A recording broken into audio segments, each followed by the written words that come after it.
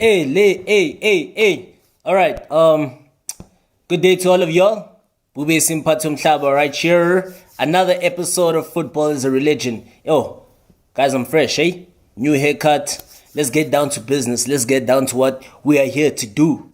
Right? I'm here to update y'all. I'm here to give you my own analysis on the game that took place between Liverpool and Chelsea last night. The last day of January, right? We're in a new month. It's the 1st of February, right? Let's keep going. Let's keep doing what we're supposed to do, right? Let's continue to enjoy the football. Okay, so Liverpool 4, Chelsea 1. Right, momentum is with the Reds, right? Disaster for Chelsea. Momentum with Liverpool, disaster for Chelsea, right? So, with this being said, Liverpool now have retained their advantage at the top of the Premier League table with a dominant display over Chelsea. A 4-0 win, an emphatic 4-1 win over Chelsea at Anfield. I just said 4-0, but it was 4-1. But anyway, it was more of a 4-0 because Chelsea were just nowhere near. They were nowhere near troubling Liverpool. Liverpool were just all over the place. They were just all over Chelsea. They were dominant from the first whistle till the very last whistle. So, yeah. That one goal, perhaps it gave Chelsea a bit of some consolation, a bit of, respect to the scoreline, but the reflection of the game wouldn't even tell you that Chelsea scored. You understand? But yeah, the scoreline gives you a different narrative. You understand? It was just a mere consolation. And what a very bad way to say. Okay, let me put it like this. This is not the best of ways to actually get your first goal for your club. I'm referring to Christopher Nkunku. In a disastrous performance and in a game of this kind of magnitude, considering how Chelsea performed last night at Anfield, this was just not your way to get your first goal. But at least, it will give you some confidence. At least you did score your goal, right? So, back to the talking points, right? Diogo Jota, the Portuguese, he's the one who opened the scoring with a brilliant solo effort before Conor Bradley scored his first senior goal for Liverpool. You understand, to leave Chelsea behind at the break for the first time in the Premier League this season. Okay, as for Darwin Núñez, the Uruguayan, he hit the post with a penalty before the half was over on one of 4 occasions on which he struck the woodwork. So Darwin Núñez has actually set the record for a wrong reason, to say the least, because it's the most of any Premier League player, to actually hit the woodwork in a single game. So no Premier League player has hit the woodwork in one single game more than Darwin Núñez. So he hit the woodwork on 4 occasions in this particular encounter against Chelsea. So, which is a disaster, to say the least. That's not a record that you would want to have as an individual, particularly as a striker, right? And Darwin Núñez has just had one of those seasons, to say the least, where he has scored, you understand? He has actually reached double figures. Remember, he has got 10 goals and 10 assists this season. So he has actually had a decent season compared to last. But yeah, he has been unlucky on several times. And from that point onwards, Jurgen Klopp, he did not have to wait too long to see his side make it 3. You understand, in his first Premier League game after announcing his decision to leave Anfield at the end of the season, as Hungarian Dominik Szoboszlai, headed in midway through the second half. And the new signing, right, the new signing, the key maker, Christopher Nkunku, pulled one back for Mauricio Pochettino's side and was very unlucky not to be awarded a penalty soon. But soon after, Luis Diaz ended any hope of a Chelsea comeback, of a potential Chelsea comeback, as the Colombian scored once again, right? So what does this result actually mean for Chelsea? And what does it also mean for Liverpool, right? So Liverpool, what this result means for Liverpool is that Liverpool extend their lead to 5 points at the top of the Premier League table. As for Chelsea, the result sees them staying 10th on the table. Their best hope of actually having a successful season is likely to come in the Carabao Cup final against Liverpool next month. Actually not next month, this month, in about a few weeks' time, right? And unfortunately for them, their opponents at Wembley will be, with this form that Liverpool are on, it's going to be a very difficult encounter for Chelsea. But hopefully they can get a result against Liverpool in the Carabao Cup final, which will be played on the 25th of February at Wembley Stadium, right? So from this particular point onwards, we can actually say Chelsea, they had a few penalty claims in this game. It was like, I think it was just desperation from Chelsea. Desperation from the away side, right? Because remember, Chelsea had the first of their penalty claims in the early stages when it appeared that Virgil van Dijk checked the run of Conor Gallagher inside the box. But, there was anything but indicative of what was to come, as Liverpool took complete charge of the contest thereafter. Not contest thereafter, right? We also saw Nunes. He had a left-footed shot that was saved, onto the post by Georgia Petrovic. But Klopp, he soon found himself to be celebrating afterwards. As Jota's determined, he made a determined solo run. Like I said, which saw him actually dart between Benadashile as well as Thiago Silva before slotting home a left-footed effort into the corner. Okay, and from that particular moment in time, Liverpool were rampant. They were dominant over their opponents. And remember, coming into this one, Liverpool did make a few changes. They only made one change, to that Liverpool team that beat Bournemouth, in their previous Premier League encounter, with Dominic Szoboszlai coming in for Harvey Elliott. And as for Mauricio Pochettino, he made 3 changes, for Chelsea coming into this game. You remember, from the Chelsea team that beat Fulham in their previous Premier League game, came in Badiashile, Ben Chilwell, as well as Nani Madueke. They're the ones who started, right? So the Blues, had not even mastered a shot when Bradley added a second. So Diaz slid him down on the right channel, but the young fullback, having run on towards Raheem Sterling, had plenty left to do. His finish was just beyond perfect, beyond Petrovic and into the far corner. And, if only Nunes, like I said, back to Darwin Nunes, if only he was just as accurate, it was another boisterous performance by the Uruguayan forward, but he just failed to find the back of the net.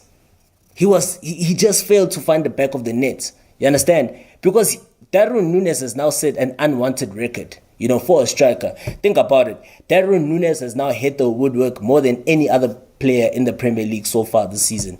He has hit the woodwork 9 times. More than any other player in the Premier League this season. Right? And you think about it. It's like followed by Alexander Arnold with 3. The rest of the players that have also hit the woodwork several times, they've just hit the woodwork 3 times, right? As for Darwin Nunes, he has hit the woodwork 9 times, more than any other player in the Premier League. He has just been unlucky. Imagine now, had he not hit, imagine he would have had how many goals so far in the season? He would have reached double figures now. He would have also had 20, perhaps 20 goals in all competitions. Nunes, remember, he's got 10 goals in all competitions this season, 10 assists. With those 9 shots that have hit the woodwork, perhaps he would have had like 19, so almost like 20. And what a return that would be for him. That would be his best season, his personal best. And on the side of Chelsea, Pochettino made a triple substitution for the second half, and it instantly almost worked. It almost paid off. When 2 of these new arrivals, combined. Malo Gusto crossed the path, the ball onto the path of Mikhailo Mudryk, but his finish, was all too wrong. Yeah, the finish had a lot to be desired by the Ukrainian. He just stabbed the ball well over the bar. That finish was left to be desired, and again, it did sum up Chelsea's performance. And, against the run of play, Liverpool did not relent in their pursuit for goals. Nunes racked up a couple of shots. Like we mentioned earlier on, Szoboszlai was the one who actually found the net, nodding in from close range to convert. The on form, the man of the match, the man who just gave a man of the match performance, Bradley. What a great cross that was, to say the least. You understand? What a great cross that was from the young star. Even when he was replaced, when he was substituted, he received a stunning ovation. A great ovation from the Liverpool faithful, right? And Nkunku, the third of another substitute, super sub performance, found space, and he actually finished nicely. And perhaps he could have had a penalty once again, when Van Dijk kicked his standing foot inside the area, but the video assistant referee did not intervene. But I'm not sure if that would have made much of a difference because it was a disastrous performance from Chelsea, to say the least, right? And Diaz, put the game beyond any reasonable doubt. He put the game beyond Chelsea by actually converting from a Nunes cross, and Liverpool already won that game. And what this result actually means now, currently, is that the fact that it now ends a run of 7 consecutive draws between these two teams. 4 of them have been goalless, and as for Chelsea right now, ahead of their meeting at Wembley Stadium, now the pressure is on them. The pressure is on the Blues. And Liverpool now still have an unbeaten run this season at Anfield. So yeah, their form is just brilliant. Liverpool is brilliant. And what a way for Jurgen Klopp, on your final season to actually win the Premier League title. What a way that will be. What a story that will be. What a story that would be for Jurgen Klopp to actually win a Premier League title in his final season at Anfield. What a story that would become, But anyway, kudos goes to Liverpool. Congratulations to the Reds, and congratulations to Bradley. Bradley, he had a wonderful performance, stellar performance. You understand? And yeah, advantage Liverpool. Momentum is with them.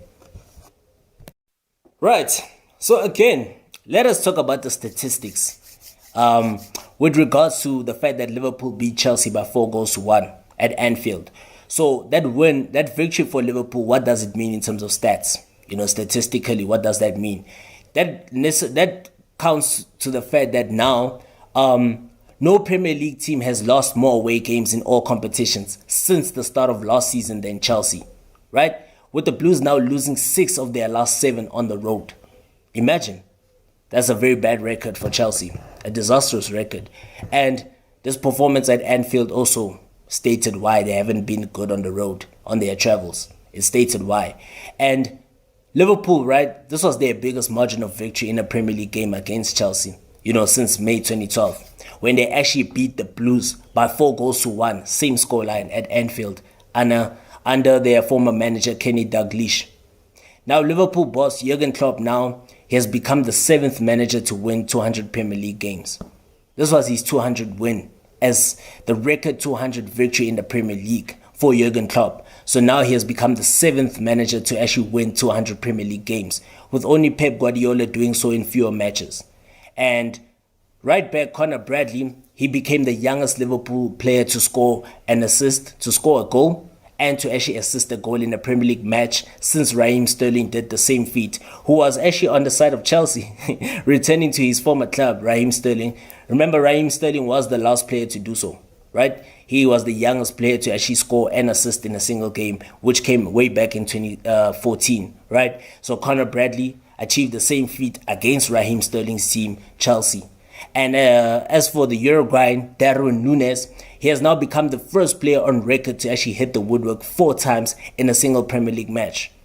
And another record that Núñez set, which is more positive, is that he has now provided his 11th assist in all competitions for Liverpool this season, with only Bukayo Saka, who has provided 12 assists, providing more among Premier League players this season. Okay, so yes, a good and a bad record for the Uruguayan Darwin Núñez, but yeah, it still will give him a huge confidence booster going into, the next game against Arsenal. Remember now, Liverpool travel to the Emirates on the 4th of February, 4 p.m. It will be a 4:30 p.m. kickoff, South African time, right? So that game will be taking place in London at the Emirates Stadium. Arsenal will be locking horns against Liverpool at the Emirates Stadium. Remember, these two teams did meet in the FA Cup at the same venue, and Liverpool emerged victorious by 2-0. So perhaps can history repeat itself, right? In a couple of months, just in a couple of weeks, I meant to say, right? But we'll see. We wait to see.